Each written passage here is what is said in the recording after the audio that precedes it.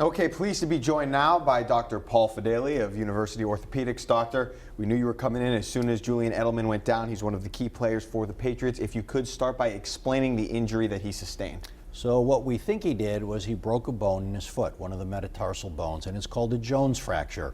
Most fractures, when they occur, the break heals in about 6 weeks or so. There's something about this bone, it does not heal.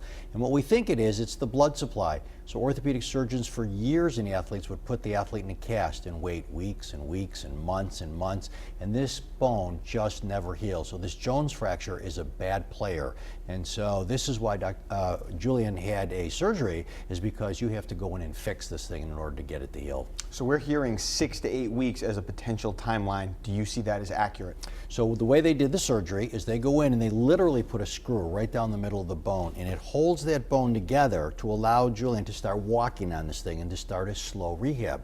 But the fracture isn't going to be healed in 6 to 8 weeks totally. So what they're going to do is they're going to be taping him, they're going to protect him, they're probably going to put a steel shank in his shoe to prevent that bone from bending as he runs. And it's possible sometimes that you actually have to do blocks for the nerves around the foot to get these athletes back. And so if they're going to try for the playoffs, they may have to do all of that to get him out there to run. So it wouldn't be unlikely that he could be back for the playoffs.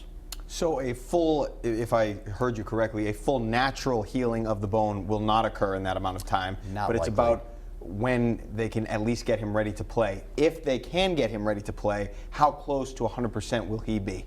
Well, that's where sometimes, and we don't like to say this, when it gets to the playoffs, sometimes the athletes and the physicians extend what they want to do to each other. And that means bring out numbing medicine and block the pain. So if he has no pain at all, then he's going to be pretty close to 100% because he's not going to feel discomfort when he cuts.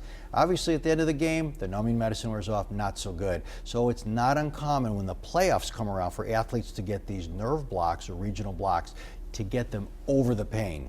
Okay, so we were kind of talking about this off air. If you could explain the difference between if I was out in the parking lot there shooting baskets and broke my foot the same way opposed to a professional football player dealing with a recovery.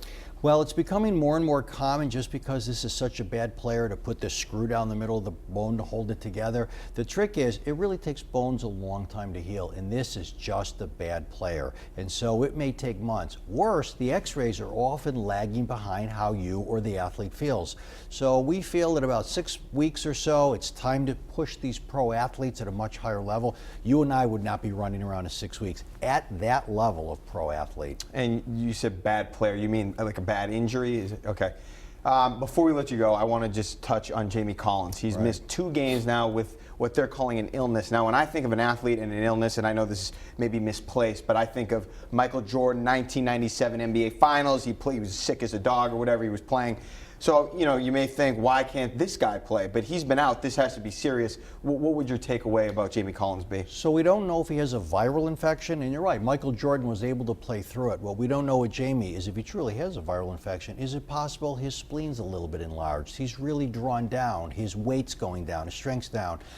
In a contact sport, that's really dangerous. And another thing we don't talk about, we don't want him in the locker room. Why not? Because if that thing goes through a locker room, it's classic in football teams, the virus goes right through the whole team. Now everybody's sick. So they want him away from the team, clean, healthy, putting weight back on, getting strong and coming back. So it may take a few weeks for that to happen.